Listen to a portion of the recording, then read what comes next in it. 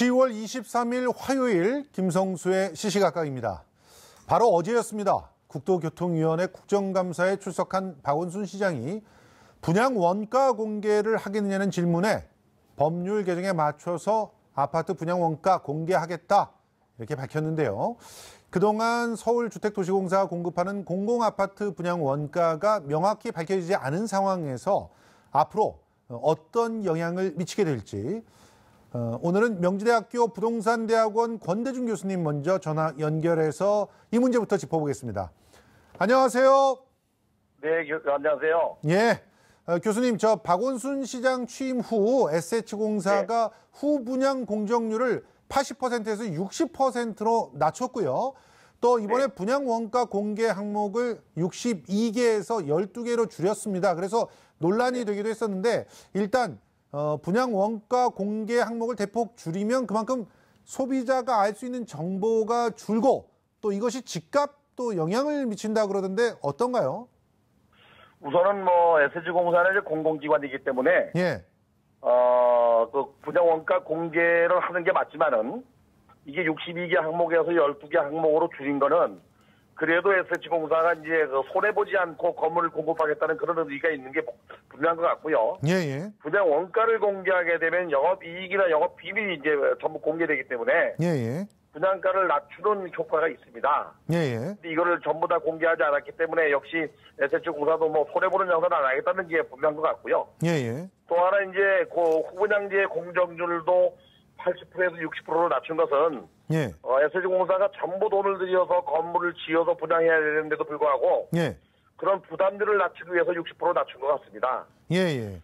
근데 이게 이제 부동산 시장에 미치는 영향은 제가 볼 때 공공기관이기 때문에 예. 아주 크지는 않을 거라고 생각이 됩니다. 예. 그렇지만 기본적으로 분양 원가를 이렇게 공개하겠다라고 약속을 공식적으로 했기 때문에 분양 원가 또 건설 원가 제대로 공개가 될 가능성이 상당히 높지 않습니까? 지금 경기도지사도 원가 공개한다 그랬고 전반적으로 이런 분위기가 만들어지면 기대 효과가 굉장히 커지지 않을까 이렇게 보고 있는데 예, 어떤 기대 효과가 나올까요? 우선은 경기도 같은 경우는 분양 원가를 10억 이상 넘는 공공건설에서 건설 원가 공개를 했는데 예. 이게 실제 건축비하고 소비자가 분양받는 분양 가격 차이가 약간 26% 정도 차이가 났답니다. 예.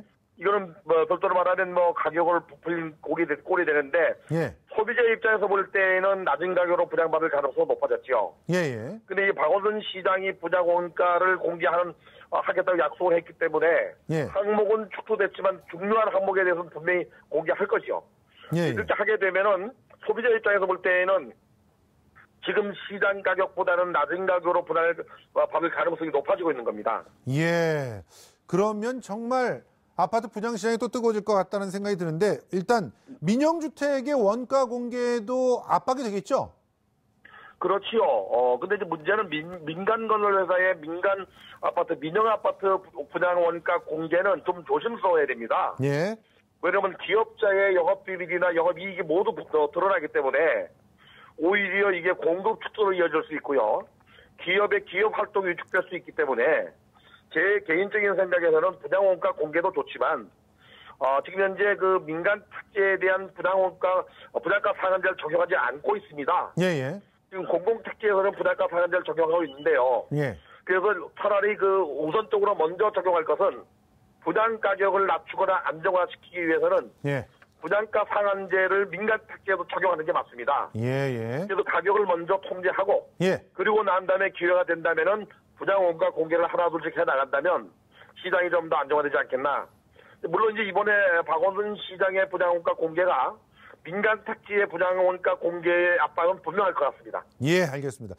자, 그런가 하면 이 문제도 참 뜨거웠어요. 이번 국감에서 서울 단독주택의 공시가격 시세 반영률이 공개가 됐는데 자치구마다 천차만별이더라고요. 강북 같은 경우는 공시가격이 실거래가 95% 수준이었는데 강남의 어떤 곳은 30%도 안 되는 그런 모습이 있었어요. 왜 이런 겁니까? 사실은 이제 공시지가가 있고 공시가격이 있거든요. 예.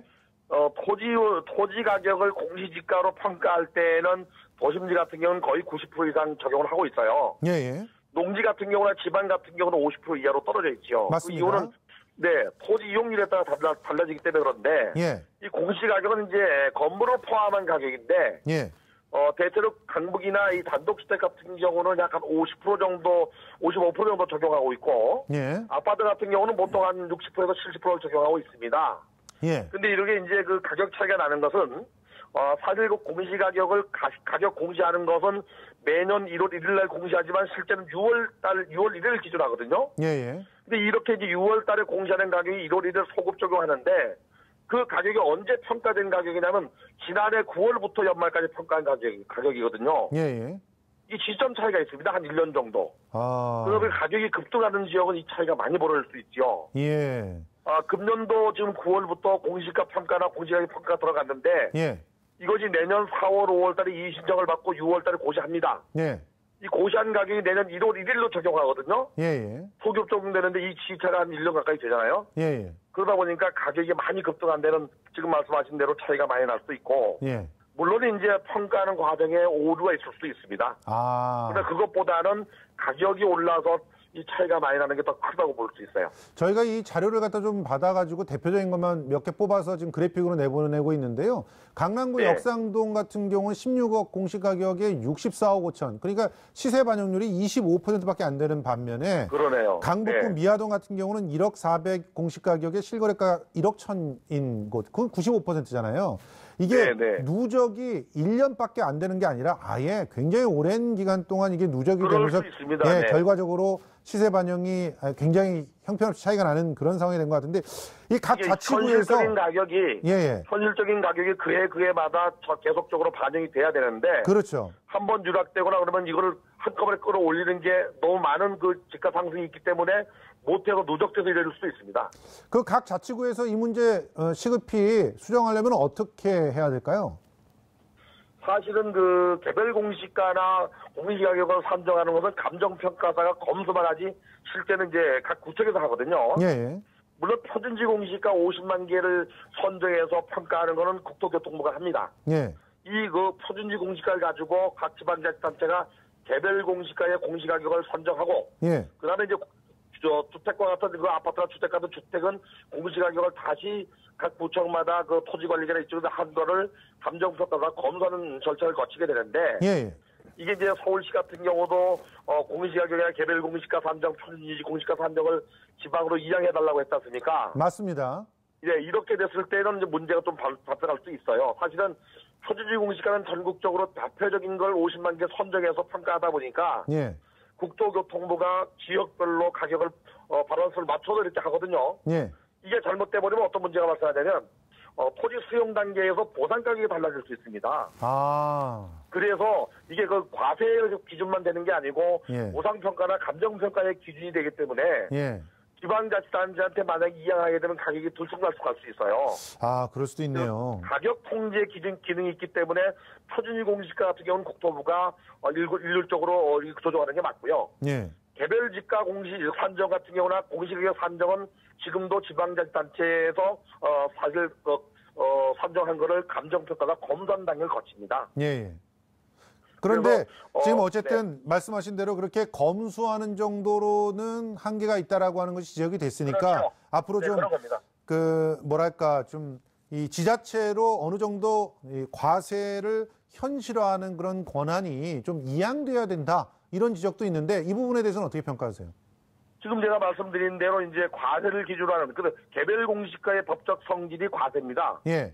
개별 공시가의 재가를 산정해 놓는 것은 세금을 물리기 위해서 한 거지 다른 건 없거든요. 예. 거기에 따라서 뭐 여러 가지 그 의료보험이라든지 여러 가지 적용이 되는데 그거는 이제 그 국토교통부가 발표하는 기준표라는 게 있습니다. 예. 그 기준표에 의해서 가격 산정을 하는데 예.